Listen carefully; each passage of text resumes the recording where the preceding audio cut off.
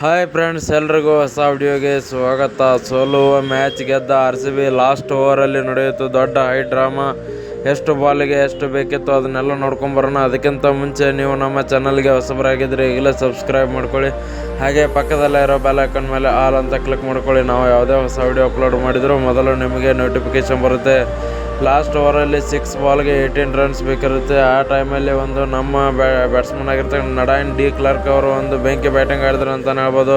First ball dot ಆಯಿತು, but single run ಬರ್ತಿತ್ತು, but ಅವ್ರು ಓಡಲಿಲ್ಲ. ಒಂದು 6-4 ಹೊಡೆದು ಮ್ಯಾಚ್ ಮುಗಿಸೋ ನಿಟ್ಟಿನಲ್ಲಿದ್ದರು ಅಂತಲೇ ಹೇಳ್ಬೋದು. ಹಾಗೆ 2 6, 1 4 ಮತ್ತು 1 6 ಹೊಡೆದ್ರ ಮೂಲಕ ಒಂದು ವಿಶ್ವ ದಾಖಲೆ ಬರೆದ್ರು ಅಂತಲೇ ಹೇಳ್ಬೋದು. ಯಾಕಂದರೆ ಯಾರೂ ಕೂಡ ಅಂದ್ಕೊಂಡಿರಲಿಲ್ಲ ಲಾಸ್ಟ್ ಓವರ್ ತನಕ ಮ್ಯಾಚ್ ಬರುತ್ತೆ, ಲಾಸ್ಟ್ ಓವರಲ್ಲಿ ಮತ್ತೆ RCB ಗೆಲ್ಲುತ್ತೆ ಅಂತೇಳಿ. ಯಾಕಂದರೆ ಅಷ್ಟೊಂದು ಪ್ರೆಷರ್ ಆಗಿತ್ತು ಅಂತಲೇ ಹೇಳ್ಬೋದು RCB ಮೇಲೆ. ಯಾಕಂದರೆ ಉಳಿದ ಬ್ಯಾಟ್ಸ್ಮನ್ಗಳಿಂದ ಅಷ್ಟೊಂದು ಹೇಳಿಕೊಳ್ಳೋಷ್ಟು ರನ್ಸ್ ಬಂದಿರಲಿಲ್ಲ. ವಿಡಿಯೋ ಇಷ್ಟ ಆಗಿದ್ದರೆ ಲೈಕ್ ಮಾಡಿ, ಶೇರ್ ಮಾಡಿ.